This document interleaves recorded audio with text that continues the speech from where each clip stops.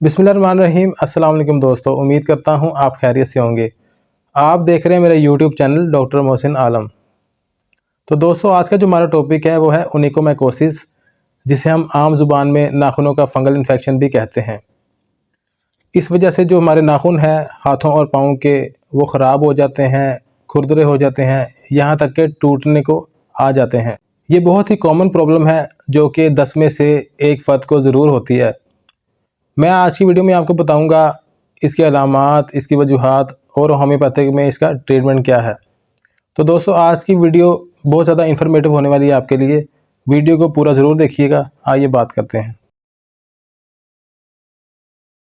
दोस्तों, सबसे पहले हम जान लेते हैं नेल फंगस क्या होती है। जैसा कि नाम से ही जाहिर है, नाखूनों के अंदर फंगस लग जाना नेल फंगस कहलाता है और इसको मेडिकली टर्म में ओनिकोमैकोसिस कहते हैं। दोस्तों, फंगल इन्फेक्शन के 2 तरह के ग्रुप्स होते हैं जिनकी बदौलत फंगल इन्फेक्शन नाखूनों में लग सकता है। पहला ग्रुप होता है कैनाडेडिया इन्फेक्शन और दूसरा होता है परमेटोफाइट्स।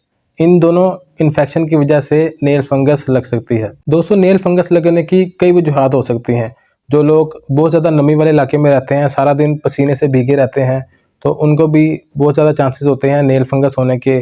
जो लोग पानी वाला काम बहुत ज़्यादा करते हैं, उनको भी बहुत ज़्यादा चांसेस होते हैं नेल फंगस होने के। इसके अलावा जो लोग डायबिटिक पेशेंट हैं, उनको भी बहुत ज़्यादा चांसेस होते हैं। जिन लोगों को नेल सोराइसिस है, उनको भी फंगल इन्फेक्शन लग सकता है। अलबत्ता किसी चोट की वजह से भी लग सकता है। नाखूनों में कोई चोट लग जाती है, उस वजह से भी फंगल इन्फेक्शन हो सकता है।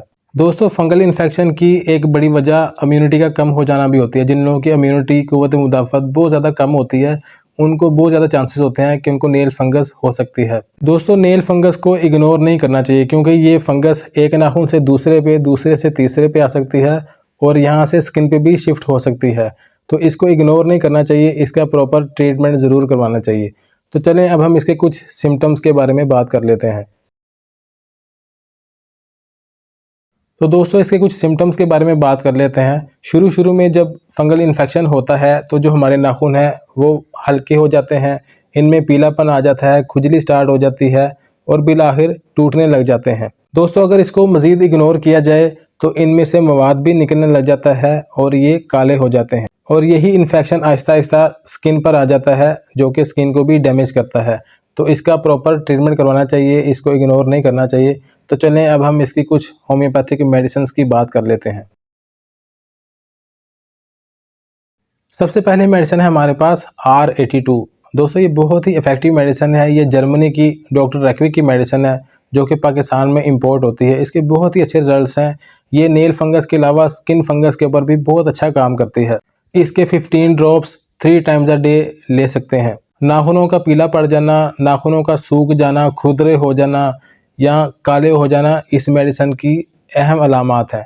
तो इस मेडिसिन को रूटीन से इस्तेमाल करें, इंशाल्लाह बहुत ज़्यादा फ़ायदा होगा। दोस्तों, फंगल इन्फेक्शन किसी भी वजह से हुआ हो, ये जो कंपाउंड मेडिसिन होती हैं, ये हर तरह के सिम्टम्स में काम करती हैं। दूसरी मेडिसिन है हमारे पास बायो20। ये मेडिसिन भी जर्मनी की मेडिसिन है, जो कि पाकिस्तान में इंपोर्ट होती है। इसकी 4 टैबलेट्स 3 टाइम्स अ डे ले सकते हैं। बेसिकली ये स्किन रेमेडी है, जो कि हर तरह की स्किन प्रॉब्लम्स में बहुत अच्छा काम करती है। लेकिन हमने अपने क्लिनिक में इसको तजर्बाती बुनियाद पर फंगल इन्फेक्शन में बहुत ज़्यादा अच्छे रिजल्ट्स देखे हैं। दोस्तों, होम्योपैथिक मेडिसिन को या तो खाने के आधा घंटा पहले इस्तेमाल करना चाहिए या खाने के आधा घंटे बाद इस्तेमाल करना चाहिए।